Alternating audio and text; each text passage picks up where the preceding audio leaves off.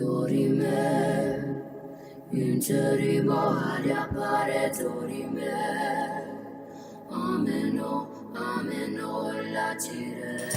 Olá, sejam bem-vindos ao Terceiro Milênio, a visão espírita para uma nova era.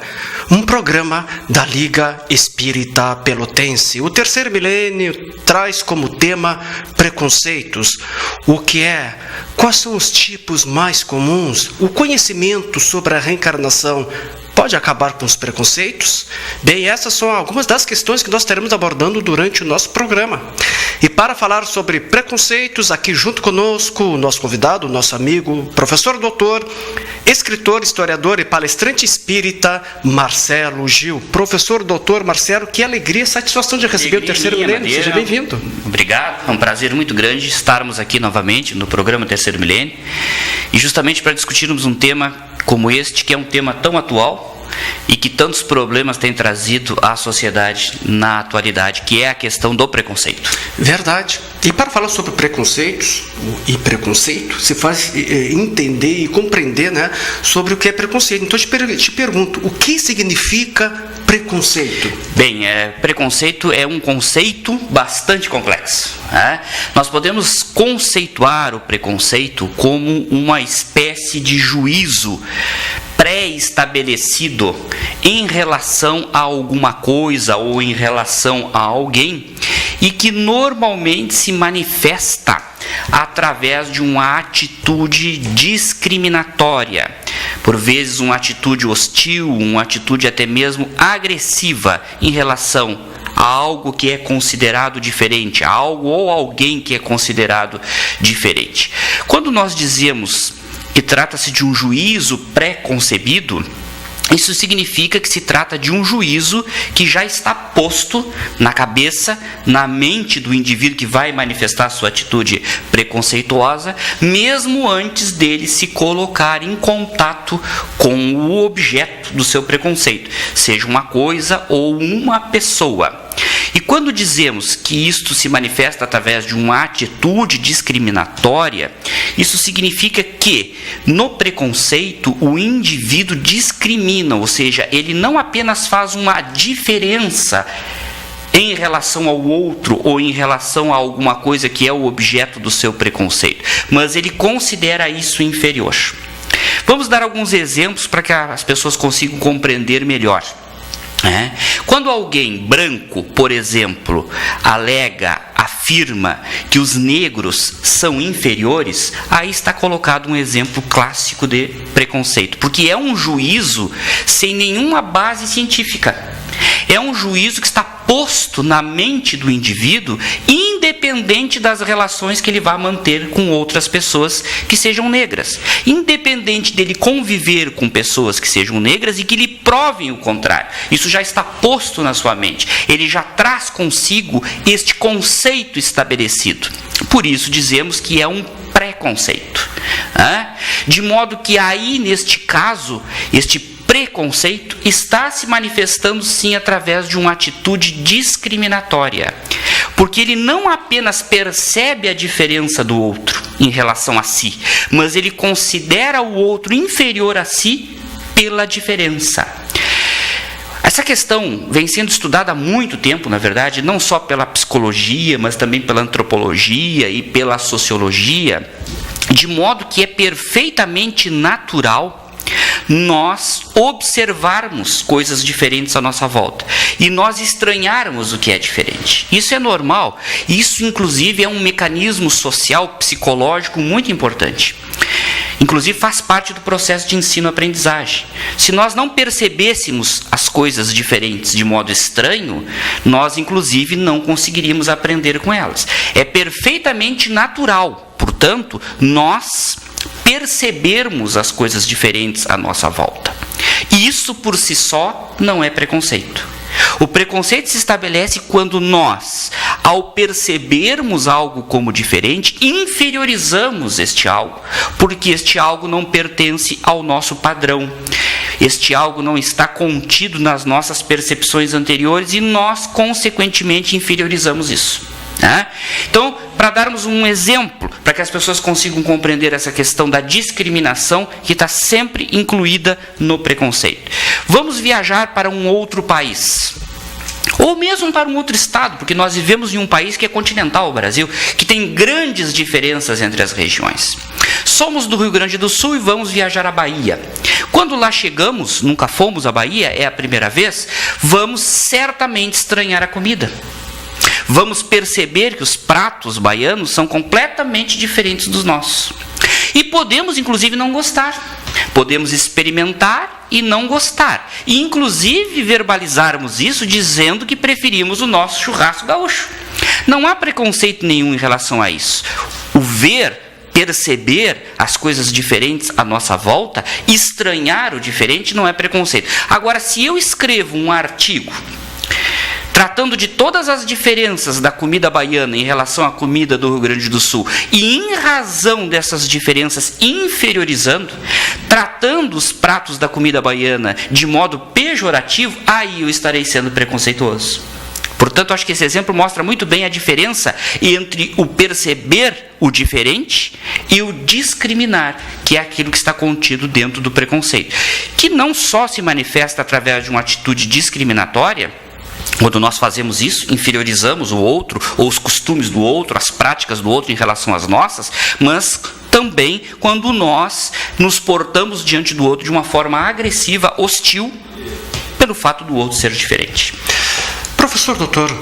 Marcelo, dizem alguns psicólogos que os preconceitos geralmente estão ligados entre três causas que se interligam, que é a ignorância, é a falta de conhecimento sobre determinado assunto, sempre acompanhado pela teimosia. Segundo, o medo do desconhecido. Temos medo daquilo que a gente não conhece, medo Certamente. da lepra, da AIDS, temos medo da tuberculose. Há pessoas que têm medo até de espírito. Exatamente, inclusive espíritas que têm medo de espíritos. Exatamente. Né? E em terceiro, o orgulho, que é a chaga da humanidade, a chaga da humanidade, segundo Allan Kardec, é a raiz de todos os males.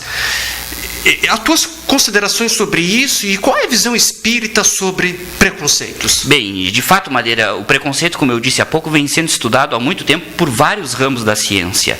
A história trata muito disso, porque nós tivemos problemas seríssimos ao longo da história em razão de diversos tipos diferentes de preconceito, inclusive de matriz religiosa, que vamos tratar depois.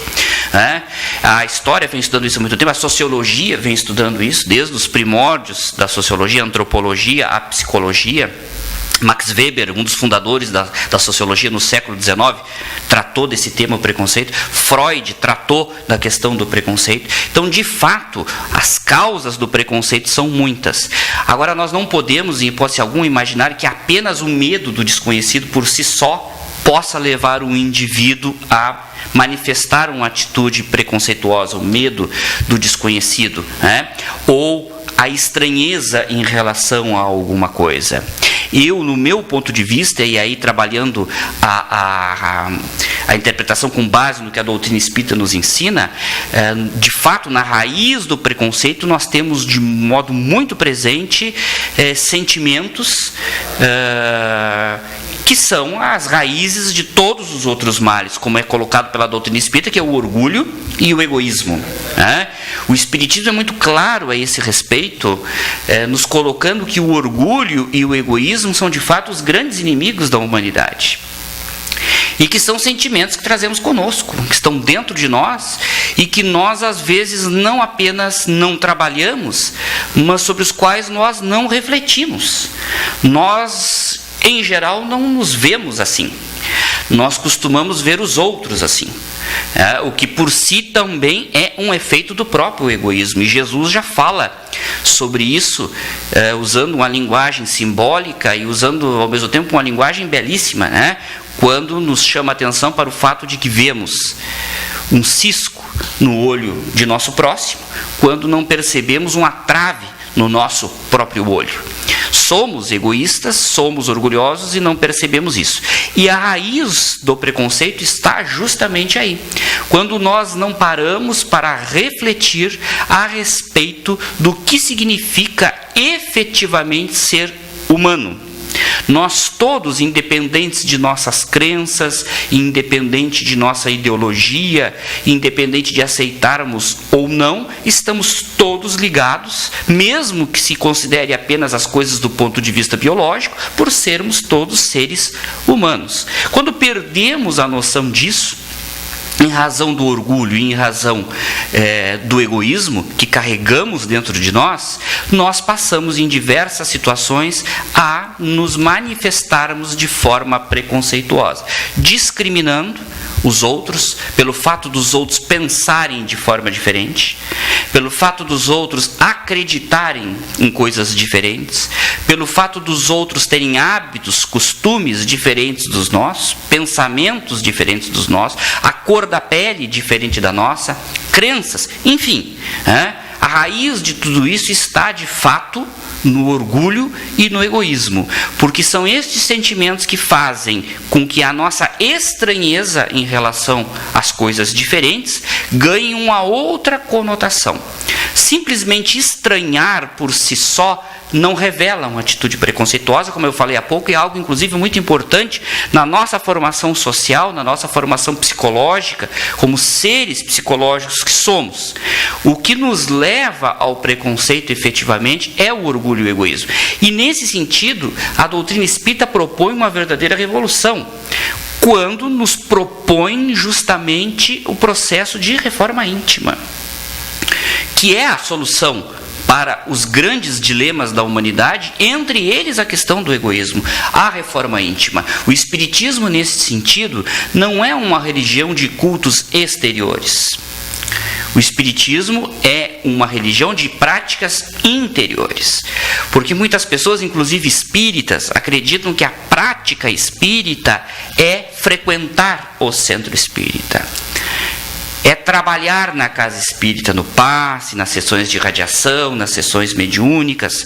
A verdadeira prática do espírita é estar engajado na sua própria reforma, na reforma íntima, não na reforma dos outros. Porque podemos auxiliar os outros a se reformar, desde que haja aí dois pressupostos básicos.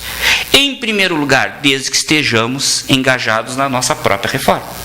Porque seria algo profundamente incoerente nós vivermos tentando reformar os outros enquanto não estamos engajados na nossa própria reforma. Então esse é o primeiro pressuposto. O segundo é de que o outro queira o nosso auxílio, porque não podemos violar a consciência de ninguém. Os indivíduos possuem o livre-arbítrio. Inclusive, quando nós extrapolamos esse limite, estamos novamente sendo preconceituosos. Então eu acredito que, com base na doutrina espírita, podemos sim afirmar que o grande motivador do preconceito seja esses dois sentimentos que carregamos conosco, o orgulho e o egoísmo, e que são as raízes de todos os males da humanidade, não apenas deste. Daí a revolução que o Espiritismo nos propõe quando assevera que o inimigo não está fora de nós, né? O inimigo está dentro de nós, que são esses sentimentos que nós só podemos nos libertar deles quando nos dispusermos a realizarmos o processo de reforma íntima. Professor Dr. Marcelo, ainda agora tu falava sobre o egoísmo. E no livro Leis Morais, do escritor espírita Rodolfo Galigares, neste livro o autor nos diz que de todas as formas de egoísmo, o sectarismo, ou seja, o egoísmo religioso, é o mais nocivo, é o mais perigoso para a sociedade. As tuas considerações? Eu acredito que está certo, Madeira, porque a religião deveria justamente fomentar a ideia de fraternidade. Esse é o pressuposto básico que qualquer religião deveria fomentar, porque toda e qualquer religião ensina a existência de Deus, né? E que Deus é o Criador de todas as coisas, o nosso Criador e, por consequência, o nosso Pai.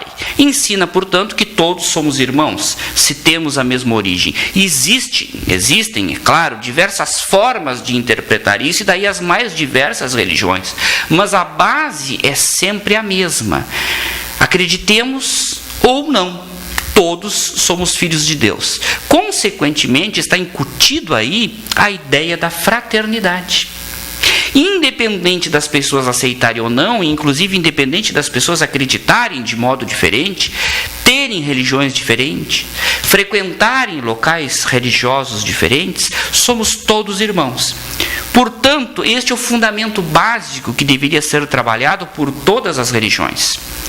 A ideia da fraternidade, que é justamente a ideia que combate o orgulho e o egoísmo e, por consequência, os preconceitos.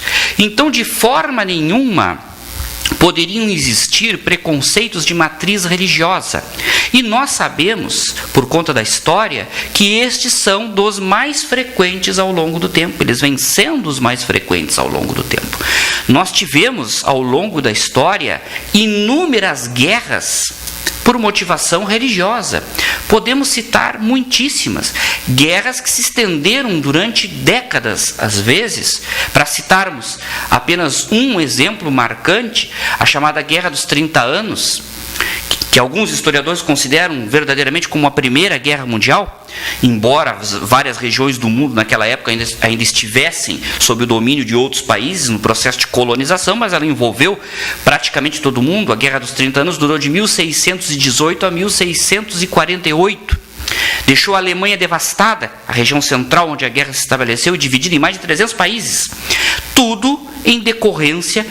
É claro que havia também motivações econômicas e motivações políticas, mas ali havia uma fortíssima dose de motivação religiosa, em razão do protestantismo, choque entre o protestantismo e o catolicismo, algo muito forte naquele momento na Europa. É apenas um exemplo de uma guerra onde entre as suas causas está a forte motivação religiosa, onde indivíduos de religiões diferentes se agrediam mutuamente, justamente por acreditarem de modo diferente e estarem em movimentos religiosos diferentes. A formação de partidos políticos em razão da religião, com verdadeiras guerras entre si. Na França, no século XVI, nos anos de 1500, não estou lembrado do ano 1572, se não estou enganado, a noite de São Bartolomeu, onde dezenas, centenas, milhares de protestantes, os huguenotes, foram massacrados por ordem da rainha católica, da família dos Médici, mãe, esposa do rei francês já morto e mãe do rei de então. Foram massacrados os huguenotes por uma motivação política e religiosa. Nós tivemos o exemplo, ao longo de muito tempo, e é uma mancha negra na nossa história, a questão da Santa Inquisição, que levou milhares e milhares de pessoas à fogueira, porque eram pessoas que imaginavam, pensavam, acreditavam de modo diferente. E isto é um exemplo clássico de preconceito. Quando se parte do pressuposto que somente a minha crença é acertada, somente a minha forma de ver as coisas do ponto de vista religioso merece ser acatada, e todas as outras não apenas estão erradas, mas merecem ser exterminadas. Por isso eu disse no início, é um juízo pré-concebido que assume, um indivíduo, em razão desse juízo, assume uma atitude discriminatória, por vezes hostil e até mesmo violenta em relação aos outros. Então eu penso de uma maneira, creio de uma determinada forma, pertenço a um determinado movimento religioso, e então parto do pressuposto que somente a minha crença é acertada, e vou além. Eu digo e pratico a ideia de que as outras crenças não apenas estão erradas, mas precisam ser exterminadas. Ou seja, os indivíduos que não pertencem ao meu grupo religioso precisam morrer. Isso é muito forte, isso é muito grave. A gente perde, às vezes, o sentido do peso que essas questões ocuparam ao longo da história, mas é justamente isso. É quando eu digo, eu sou de uma determinada religião, somente comigo está a verdade, todos os outros não apenas estão errados, mas eles merecem morrer porque pensam diferente de mim. Aí está um exemplo máximo, de uma questão de preconceito dentro de um movimento que deveria fomentar a fraternidade, que é o movimento religioso. Por isso, de todo modo, eu acredito que o autor está correto. É esta a forma de preconceito mais radical de todas, porque se estabelece em um local, em um movimento que deveria combater isto. E a história vem nos mostrando isso, né, professor? Vem nos mostrando. Que as guerras religiosas mataram e tem matando mais gente do que as duas guerras mundiais. As duas guerras mundiais juntas. As guerras religiosas mataram mais pessoas com motivação religiosa do que as duas grandes guerras mundiais. Não podemos esquecer que as cruzadas na Idade Média tinham uma motivação econômica, não podemos negar, tinham uma motivação política, mas também tinham uma forte motivação no fanatismo religioso das pessoas daquele momento. E nós vemos isso hoje com muita preocupação ainda no Brasil. Há pouco tempo, um templo católico foi invadido, uma imagem de uma santa foi quebrada, porque os indivíduos que lá estiveram não concebem, não aceitam que se possa venerar imagens, então invadiram o templo católico e quebraram a imagem. Há pouco tempo, um menino, uma menina, não lembro, um bandista foi apedrejado por um grupo de pessoas que entendem, na sua concepção, aí está o exemplo do juízo pré-estabelecido, que a Umbanda é uma religião do demônio e que, consequentemente, os umbandistas devem ser apedrejados na rua, partindo desse juízo de valor pré-concebido, sem fundamento nenhum, que é algo simplesmente mental, baseado na pura ideologia da pessoa, no achismo do indivíduo. Ele vai lá e apedreja alguém que pensa, crê e se manifesta religiosamente de um modo diferente. O conhecimento sobre a reencarnação pode acabar com os preconceitos? Este conhecimento da reencarnação pode acabar? Pode, Madeira, quando o indivíduo realmente compreende o que significa efetivamente acreditar em reencarnação.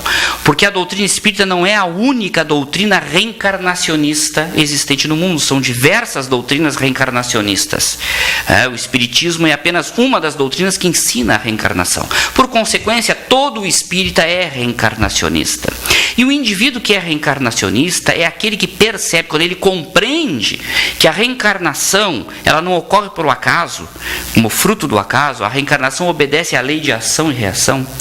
O indivíduo que compreende o mecanismo da lei de ação e reação, o objetivo da reencarnação, que é de nós expiarmos os débitos do passado, e expiando estes débitos do passado, termos outras oportunidades a fim de fazermos o bem e atingirmos a perfeição.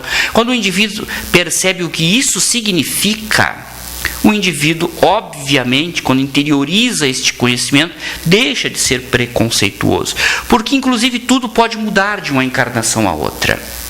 As formas mais comuns de preconceito, o preconceito social, quando um indivíduo que pertence a uma determinada classe mais favorecida dentro do contexto da sociedade, considera os indivíduos de uma outra classe como sendo indivíduos inferiores, porque pertencem a uma classe menos favorecida. O preconceito racial ou étnico, quando alguém que pertence a um determinado grupo étnico considera os indivíduos do outro grupo como sendo indivíduos inferiores. O preconceito cultural, onde está incluído o preconceito religioso, quando um indivíduo que pertence a um determinado grupo na sociedade considera os outros indivíduos de um outro grupo inferiores, inclusive pode hostilizar esses indivíduos. O preconceito sexual ou de gênero, quando alguém que pertence a um determinado gênero considera os membros do outro gênero como sendo inferiores, o homem que considera a mulher inferior, a mulher que considera o homem inferior. Estes que são os principais tipos de preconceito, e todos os demais caem por terra quando o indivíduo percebe que pela reencarnação os papéis vão se trocando ao longo do tempo. O indivíduo pode reencarnar homem agora e numa outra vida reencarnar mulher. E inclusive, de acordo com as suas práticas, ele poderá ter dificuldades, não é regra, ele poderá ter dificuldade de se adaptar num outro corpo, o que vai explicar a questão da homossexualidade, da bissexualidade, e põe por terra também o preconceito em relação a isso. O indivíduo hoje, que é rico, reencarnou em uma classe social favorecida, numa próxima vida poderá reencarnar pobre.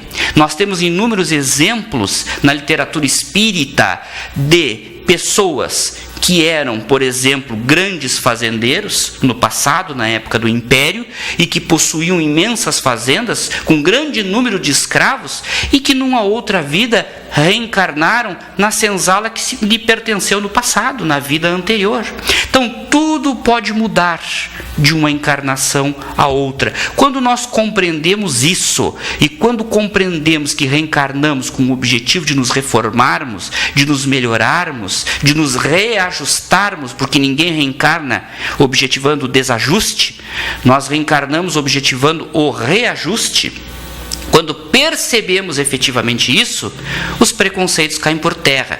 Por isso que o espírita deve meditar profundamente a este respeito, porque o espírita tem por obrigação não ser preconceituoso, porque todo espírita é reencarnacionista, e não é reencarnacionista apenas por ser, por uma matéria de fé. O espírita é aquele que compreendeu pelo estudo da doutrina o que significa reencarnação, lendo não apenas as obras básicas de Kardec, mas lendo várias outras obras que tratam do tema. André Luiz, por exemplo, através da mediunidade de Chico Xavier, nos traz inúmeros exemplos a este respeito. Podemos citar 3 obras de André Luiz, onde o tema é exaustivamente trabalhado, a questão da reencarnação, pondo por terra os preconceitos. O livro Ação e Reação, como o próprio nome está dizendo, trata da lei que regula o processo de reencarnação. O livro Entre a Terra e o Céu e o livro Sexo e Destino. 3 exemplos apenas, poderíamos citar outros, mas 3 exemplos apenas de livros psicografados, ditados por um espírito esclarecido através de um médium seríssimo, onde esta questão da reencarnação é explicada através do mecanismo de ação e reação, levando o indivíduo a compreender que os preconceitos são sempre denotativos de inferioridade espiritual. Sempre. Professor, doutor, só temos assim lhe agradecer. Quem agradece pela oportunidade sou eu, mas Madeira. Profundamente, a sua presença aqui junto a nós, trazendo essas informações e esclarecimentos importantes sobre preconceitos. Numa época onde isso está de modo muito presente, não apenas no Brasil, mas no mundo inteiro. Temos visto isso, por exemplo, com as atitudes hostis em relação aos imigrantes, às pessoas que são fugitivas de zonas de guerra, em diversas partes do mundo, e onde este assunto, inclusive, tem sido debatido no Brasil. Verdade. E nosso muito obrigado, professor doutor. Eu que agradeço pela oportunidade. Um grande abraço ao pessoal que está nos assistindo. Terceiro Milênio vai ficando por aqui. Nós agradecemos o seu carinho, sua atenção, sua audiência. Lembrando que temos encontro marcado em nosso próximo programa. Nós estaremos aqui esperando por vocês. Desejamos a todos um dia maravilhoso, que tenha uma semana repleta de alegria, sucesso, amor e muito trabalho do bem. Fique em paz e que Deus nos abençoe.